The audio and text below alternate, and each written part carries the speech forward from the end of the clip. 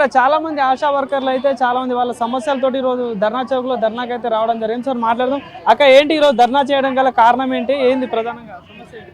ప్రధానంగా మాకు ఫిక్స్డ్ వేతనం కావాలని 18,000 కావాలని ధర్నా. ఈరోజు ముగింపు సభ, బస్సు జాత ముగింపు సభ. ఎప్పటి నుంచి చేస్తున్నారు ఇది?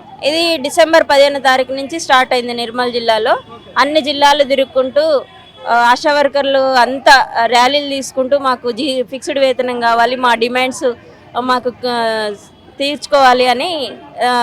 ఇప్పుడున్న ప్రభుత్వం మీకు గతంలో చెప్పింది కదా, ఎలక్షన్ టైంలో మేము అధికారంలో రాగానే చేస్తామని చెప్పేసి అన్నారు. మరి ఇప్పటిదాకా కాలేదా? ఇప్పటిదాకా మమ్మల్ని పిలిచి ఆశా వర్కర్ల సమస్యల గురించి మాట్లాడిన నాయకులు కూడా లేరు ఇన్ని రోజులు. అందుకని మేము ధర్నాలు చేస్తూనే ఉన్నాం, వినతి పత్రాలు తీసుకుంటారు, అవి ఏడబడేస్తారు. అందుకని మేము ప్రచారం మా ఆశ అంటే ఏంది అని తెలవడానికి మేము బస్సు జాత కార్యక్రమాన్ని నిర్వహించుకున్నాం. 17 రోజులు ఈ రోజుకి ఇక్కడ ఈ రోజు ముగింపు సభ కార్యక్రమాన్ని పెట్టుకున్నాం. గతంలో కూడా సీతక్క గారు కూడా ఆశా వర్కర్లకు 32,000 ఎంతో ఇవ్వాలని చెప్పేసి అన్నారు. మరి ఇప్పుడు ఎవరైనా మాట్లాడుతున్నారా? ఇప్పుడు మా ఆశా వర్కర్ల గురించి మాట్లాడిన వాళ్ళే లేరు.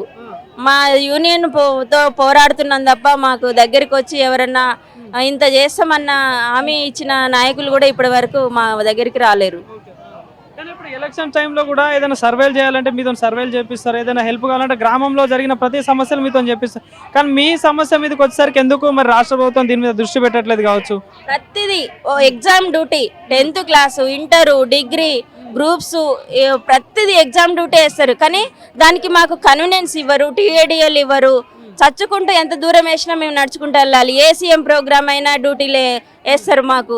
ట్యాంక్ బండ్ మీద వినాయకుడి నిమజ్జనానికి, కోటి దీపోత్సవాలకి, బతుకమ్మలకి ప్రతి దానికి డ్యూటీలు వేస్తారు. కానీ మాకు ఛార్జీలు ఎక్కడి నుంచి పెట్టుకుంటారు ఈ ఆశా వర్కర్ అని మమ్మల్ని చూసే వాళ్ళు లేరు. పోవాలమ్మా, ఈ టైం కరెక్ట్గా పోవాలి, మీరు అక్కడ ఉండాలి, ప్రాపర్గా చేయాలి. మీకు డబ్బులు లేవు, ఏం లేవు, కనీసం తినడానికి తిండి కూడా, మంచినీళ్ళు కూడా ఉండవు. అట్లాంటి పరిస్థితి మాకు ఉంటుంది డ్యూటీలు వేసినప్పుడు. మాది హైదరాబాద్ జిల్లా. కాకపోతే ఇక్కడ టార్చర్ అంటే టార్చర్. 9 గంటల నుంచి మాకు డ్యూటీ ఉంటుంది. మార్నింగ్ 9కి పోతే ఈవినింగ్ 4 వరకు మమ్మల్ని సెంటర్లోనే ఉండాలి. సెంటర్ వర్క్ చేయాలి, మా వర్క్ చేసుకోవాలి. ప్రెగ్నెంట్లో 6 కేసులు 7 కేసులు టార్గెట్ మాకు ఒక ఆశాకి. అది కూడా 3 months లోపల ప్రెగ్నెంట్. లేకపోతే ఎందుకు తెలియలేదు, జీతం కట్ చేస్తారు. అసలు యాక్చువల్గా ఒక్క కేసున్నా మాకు శాలరీ రావాలి. కానీ మీకు 5 కేసులు ఉంటేనే మీకు శాలరీ ఉంటుందని మాకు ఇక్కడ టార్చర్. హైదరాబాద్ జిల్లాలో విలేజ్లలో కూడా అదే ప్రాబ్లం ఉంది. కాకపోతే వాళ్ళకు పాపులేషన్ తక్కువ ఉంటుంది కాబట్టి టార్గెట్లు అనేది ఈజీగా ఉంటుంది వర్క్. హైదరాబాద్లో మాత్రం చాలా కష్టం ఉంది మాకు. ప్రతిదీ ఆన్లైన్. ఇప్పుడు వ్యాక్సినేషన్ ఆన్లైన్ చేయాలి, ప్రెగ్నెంట్ని ఎంట్రీ చేసినా ఆన్లైన్. కరోనా టైంలో చాలా కష్టపడ్డారు అక్క మీరంతా. మీరు చాలా కష్టం. మరి మీకు ఏమైనా ప్రాధాన్యత అనేది ఇస్తుందా ప్రభుత్వం? అసలు మమ్మల్ని గుర్తించిన వాళ్ళు లేరు. నేషనల్ గ్లోబల్ అవార్డు ఇచ్చిర్రు, కానీ అది దేనికి ఉపయోగం? మా ఆశా వర్కర్లను కనీసం మా దగ్గరికి వచ్చి మీది ఏందమ్మా బాధ అని, మీ జాబ్లో ఎట్లాంటి కష్టాలు ఉన్నాయి, మీకు PSCలో ఏం కష్టాలు ఉన్నాయి, మీ ఆఫీసర్లతో పై అధికారులతో ఏముంది ఇబ్బందులు అని మమ్మల్ని అడిగిన వాళ్ళు లేరు. కానీ వర్క్ మాత్రం ఇది చేయాలంటే చేయాలి కంపల్సరీ. మన జూమ్ మీటింగ్ పెట్టిరు DMHO సార్, ఇష్టం వచ్చినట్టు ఆశాలని అంటున్నారు. ప్రెగ్నెంట్ వాళ్ళకి ఫోన్లు చేస్తున్నారు, కేసులు టార్గెట్ కావాలంటారు. మళ్ళీ వాళ్ళకి ఫోన్లు చేసి వాళ్ళని వేరే విధంగా చెకప్లకు రావాలి. అది అంటే వాళ్ళు ఇష్టం ఉన్నట్టు మనం చెప్పే విధంగా చెప్తాం. ప్రైవేట్ ఇబ్బందులు ఉన్నా కూడా మరి ఎవరికైనా చెప్పే ప్రయత్నం చేసినా మరి ఇట్లా పరిస్థితి ఉంది, ఇట్లా ఉందని చెప్పేసి ఇప్పుడున్న అధికారంలో ఉన్న అధికారులకు కానీ ఎవరికైనా చెప్పాము. DMHO ఆఫీసుల దగ్గర ధర్నాలు చేశాము, కలెక్టర్ ఆఫీసుల దగ్గర, కమిషనర్ ఆఫీస్ దగ్గర, ఎక్కడ చేసినా కానీ సరే అమ్మా నేను చెప్తా అంటారు. అది అటే ఇది ఇటే, మాటల వరకే, చేతులు మాత్రం లేదు. మొన్న కమిషనర్ ఆఫీస్ దగ్గర కూడా ధర్నా చేశాము.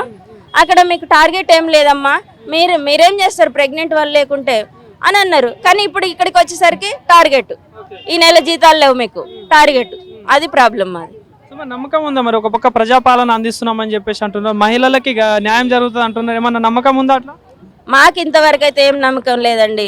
మహిళలకు ప్రాధాన్యత అంటారు, కానీ మాకు ఆశా వర్కర్ చనిపోతే వాళ్ళకు కనీసం చూసి మట్టి ఖర్చులు ఇద్దామన్న మెడికల్ అక్కడికి వెళ్ళి చూసే వాళ్ళు కూడా ఉండరు. మా తోటి ఆశాలను వెళ్ళి చూడడం తప్ప ఏ ఒక్క పై అధికారి కూడా అక్కడికి వచ్చి వాళ్ళ కుటుంబాన్ని ఆదుకుంటామని చెప్పిన వాళ్ళు ఇప్పటి వరకు లేరు.